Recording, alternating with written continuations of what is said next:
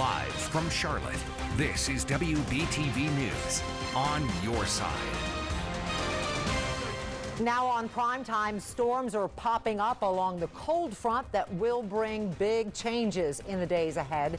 We are pinpointing if rain could interrupt your Cinco de Mayo plans tonight. Plus, a decision on the death penalty in South Carolina. After a decade-long pause, executions could start up again soon with new options on how inmates die.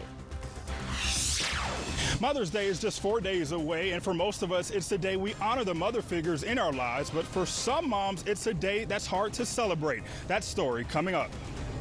Good evening. I'm Maureen O'Boyle. It is great to have you with us here at 7 o'clock. We want to get you to our big three to get you caught up on the biggest stories of the day. Of course, weather topping the big three right now. Look at this time lapse from CPCC. You can see the front moving right through, and that line is also bringing with it changes in our temperatures, but also for some of you, you might actually see thunderstorms, pop-up storms tonight.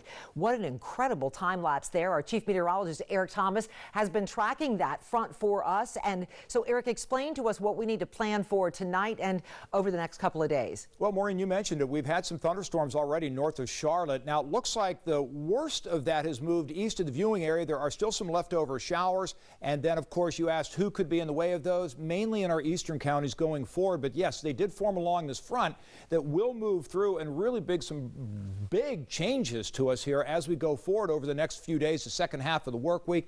There's that thunderstorm, but that has moved into Davidson County now, so it is out of the area. What's left behind, just a scattering of showers here, moving off to the east at about 30 miles per hour. So at the moment, they're concentrated around northern Cabarrus County. They're moving into Stanley County. That's the Highway 52 corridor right there. So time of arrival there, Albemarle, for example, at about 7:37. Locust, just a little bit after that. But again, the heaviest downpours are now crossing the PD River. And then we take you back here across Rockwell, Rowan County into Cabarrus. Yes, even into northern Mecklenburg County, we were seeing some action kind of crawling through just north of I-85. But again, Maureen, most of these showers are weakening, so if you have evening plans, I wouldn't cancel them. Now, coming back, oh boy, we're going to talk about those big changes, lower temperatures, lower humidity. It's all part of your 7-day first alert forecast. Eric, thank you. Tonight we know an EF1 tornado flattened buildings on a York County farm. We first brought you this story last night. Take a look. Remember this damage on the Biggers family farm near Clover? This is along Highway 55. About 4,000 turkeys were killed in the storm.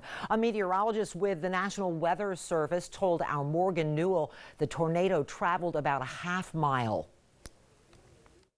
Damage is the damage, and knowing the classification of the tornado is really not, it doesn't put anything back together.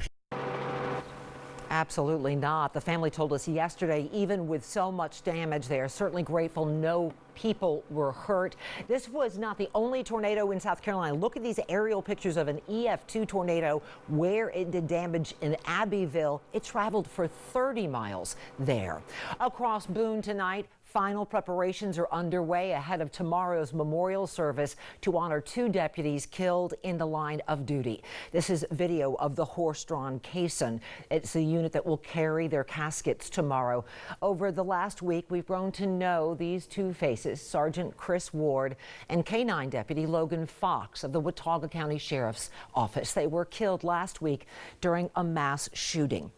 Now, the community they served and those who knew and loved them best will say goodbye. Our Steve Onesorge with that story tonight from Boone. At the Holmes Convocation Center at App State, an eerie stillness has set in. It's a place of such joy in graduations, ball games, and more, but not today. Outside, I found John Schell playing the pipes, making sure he'll hit the notes on Thursday. Well, I just want it to be absolutely perfect. On Rivers Street, another group was practicing. This is a Special Highway Patrol Honor Unit. This horse-drawn caisson is a somber tradition. Unfortunately, when the caisson comes around, something bad's happened. It's used to carry the fallen to their funerals and will do double duty tomorrow. It's a unit that practices precision, with the horses hitting their own notes on the pavement. To be able to come in and perform the funeral for a fallen officer or anyone killed in the line of duty is an absolute honor. They had stand-ins for the families, but the dog is Raven. K-9 Deputy Logan Fox's Raven. They wanted the dog to practice too. Officials tell me they want to do everything right for the family's sake, for law enforcement's sake, and for the community. Even raising the tents took on a whole new meaning here.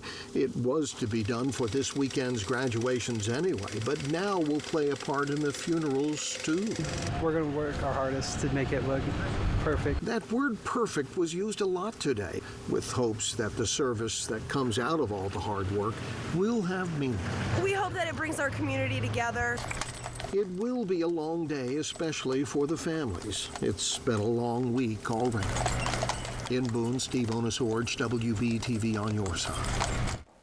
We will be carrying the funeral service right here on WBTV. You can also watch online at WBTV.com, our Facebook page, along with Apple TV, Roku, and Amazon Fire. Coverage will begin here at 2:45 p.m. For more on all of these big three stories, head over to our website, WBTV.com. A bill that would change the way South Carolina executes death row inmates could go to Governor Henry McMaster's desk as soon as tonight. Right now, lawmakers in South Carolina are debating whether or not to pass the bill. The standard death sentence currently is lethal injection, but it could soon be the electric chair. There hasn't been an execution in South Carolina in more than a decade, in part because the state doesn't have the drugs it needs for lethal injection, according to the Department of Correction. So lawmakers want to change the default and add another option, a firing squad.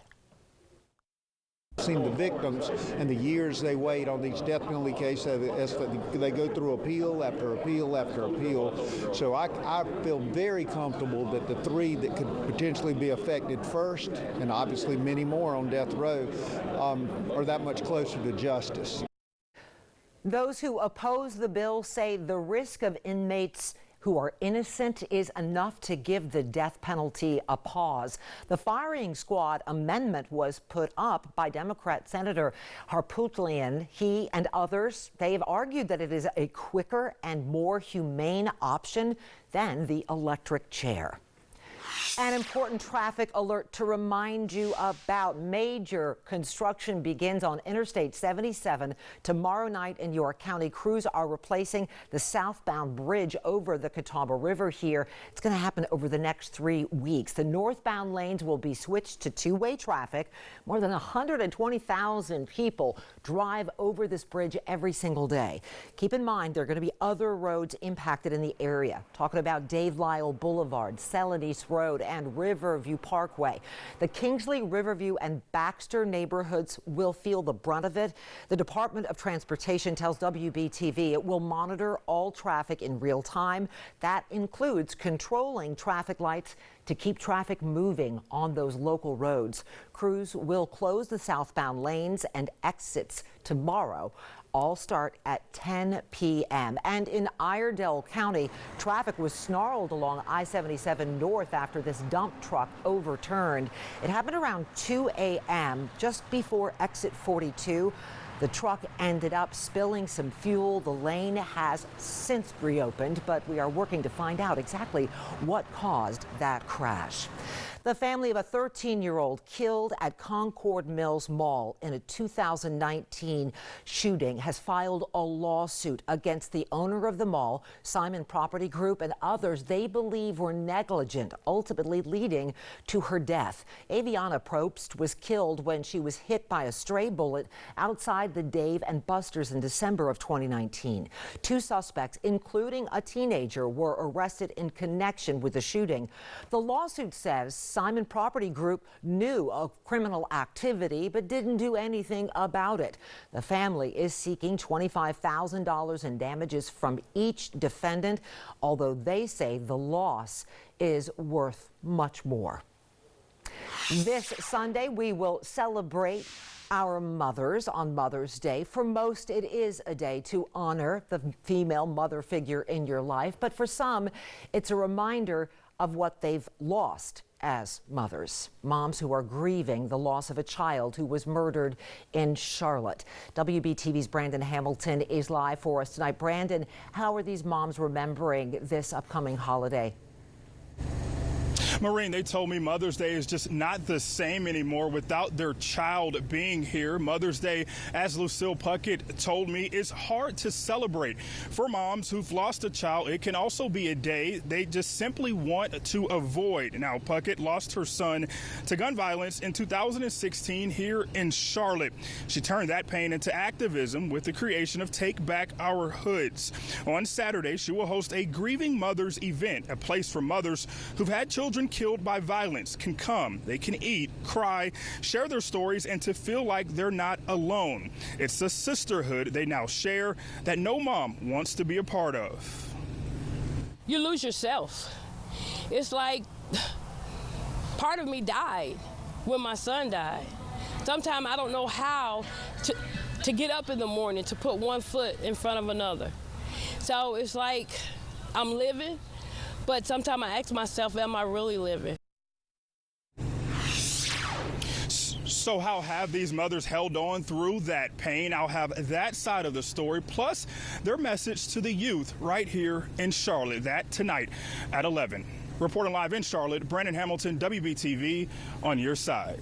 Wow, powerful stuff. We'll look for it at 11, Brandon. Thank you. Next on Primetime, we are losing loved ones to suicide at a troubling rate. Simply opening up the conversation with your child could actually save their life.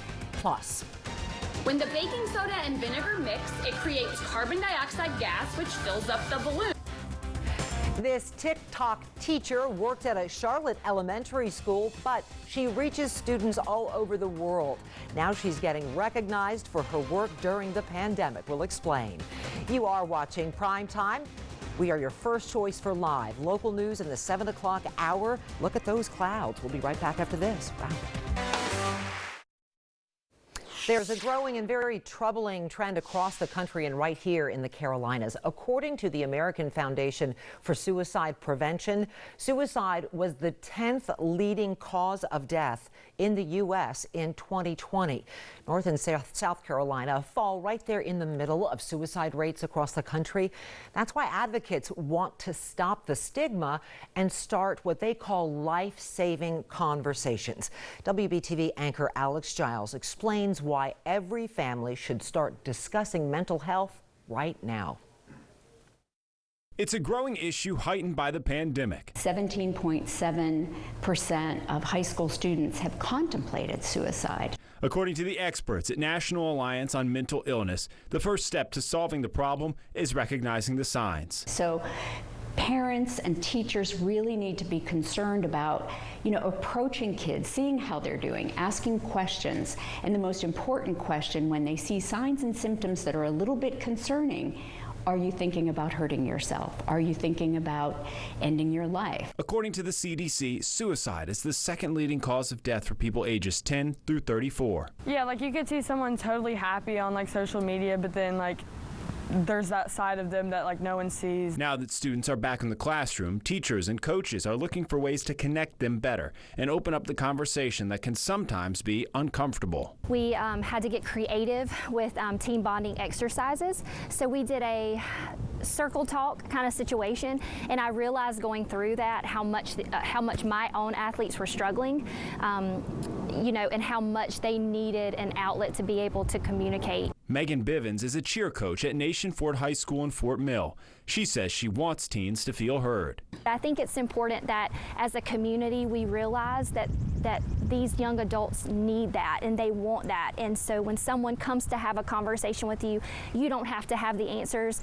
They just want you to be able to listen to them. 15-year-old Hannah Sims says teens are often stereotyped. She says teen mental health can be impacted by school, personal lives, and especially social media. They're beating themselves up about everything and oh, they post this perfect picture, but at the same time they hate that picture, but everyone else loves it. If you or someone you know is struggling with their mental health, help is available 24/7. The National Lifeline is 1-800-273-8255. That number again, 1-800-273-8255. Alex Giles, WBTV, on your side. Always remember, somebody is just a phone call away. Alex covers this topic more in depth on the On Your Side Tonight podcast this week. It is up on Spotify and Apple Podcasts right now. Make sure to listen, download, and subscribe, and share it with your friends. If you have not subscribed yet, pull out your phone. You can put it in camera mode, then hover over that QR code you see on your screen. You see with the black dots and the square there. That will lead you right to the page. It's an important discussion that we are happy to share. Let's talk about Cinco de Mayo. You know, I had not even realized it because we've been doing so much at home. But Eric, some people are going to be heading out tonight to celebrate. How does it look out there? I've seen some things popping. Nothing too bad, right? You can see it behind me, Maureen, okay. But I don't think that it will be a big disruption here over the next few hours. In fact, the biggest cell that I can point out has now moved out of our area. There are occasional lightning strikes associated with it, but once you cross the county line and come back into our viewing area, there's your Rowan. You have Cabarrus in here, Stanley. We're only looking at pockets of moderate showers at this point, not even really seeing any lightning associated with this. Now, if I was to try to connect it and track this whole little mini line, that's going to be working its way down into the Highway 52 corridor. So you see New London in here, Albemarle, the Bluegrass Festival. Of course, we always love that out there in Big Lick. So coming into Albemarle, around 736, a Locust, you're right behind there at about 742. Let's go down to the neighborhood level. Again, moderate showers are going to be in and out very, very quickly here along Highway 52. We'll move you back through Cabarrus County. Here you have Cox Mill. Shower there along Highway 29, just south of Concord. That'll probably stay just south of you as it moves off to the east. And we have just a few other specks of activity here in South Carolina along I-85. Maybe they survive back into York County, but they are few and far between. Let's show you what the skyline looked like over the last hour. And you see the blue sky and the clouds kind of floating around, but watch what happens here. It starts to fill in a little bit, although the showers don't actually come right on top of Charlotte, but it does get dark just on the northern side of the city. At the moment, your Scott Clark Nissan Honda HD Tower Cam 79.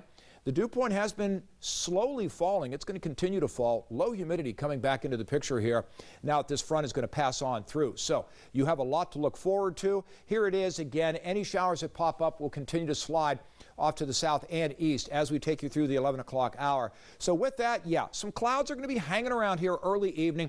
Take you to about 66 at 11 o'clock. We did hit 84 for that high temperature today. 63 was that low. All right, so into the mountains we'll go. Take you down to about 50 degrees here late evening. So you're noticing that cooler air up that way pretty quickly.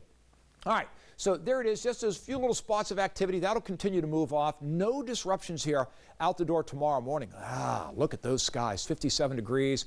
Should be clear, quiet tomorrow morning in the Piedmont of North and South Carolina. 43 though, so not too far from the 30s here in the high country. Clearing, yeah, a little bit chilly there for you. All right, so beyond that, we'll just roll right through the day on Thursday. Gotta like this. Yes, you do see some rain coming into the picture here over Tennessee, but it looks like that's going to have a tough time really getting back into the Carolinas. So about 70 by 4 o'clock tomorrow afternoon. Look at these skies for all of our surrounding communities. Hey, upper 60s and lower 70s late tomorrow afternoon. Unbelievable. 61 around Boone and Blowing Rock. Yeah, that is a huge change from the 80s and the humid weather that we've been having. Outside of that, Friday, again, same thing. We are just sailing along, my friends. Wells Fargo Championship, there it is. Round 1, round 2, round 3. Low 70s right there. You see it? That brown area, low humidity coming in. And so these are the big changes that you have to look forward to as we sail into the weekend. So look at these lows for these early tee times here. Mid to upper 40s here in Charlotte. We bring you back into the 50s on Sunday morning. 81, that high temperature should be fine. A few showers around on Wednesday. Best chance of any organized rain looks like it'll be next Wednesday, Maureen. That's why I popped that first alert up there for you. Back to you. Thank you, Eric. Here's what's new at 7:30. Thank you.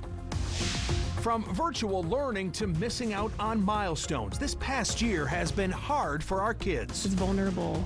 It's very exposing. So how can we check in on them? It's tonight's good question. Plus, it was a case that got national attention. This change what this case is about. This chain. He chained a 14-year-old naked girl to a beam. The brave story of Elizabeth Schoaf as we go on your side tonight.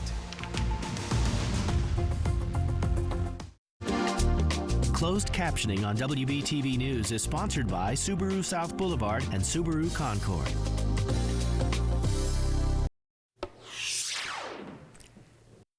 I got this volcano for $1 at Dollar Tree, and I can't stop playing with it. Funnel in some baking soda and mix vinegar with red food coloring. Pour in the vinegar, put on the cap, and watch. An eruption happens because of the carbon dioxide gas that's created. Moral of the story, don't sleep on Dollar Tree toys.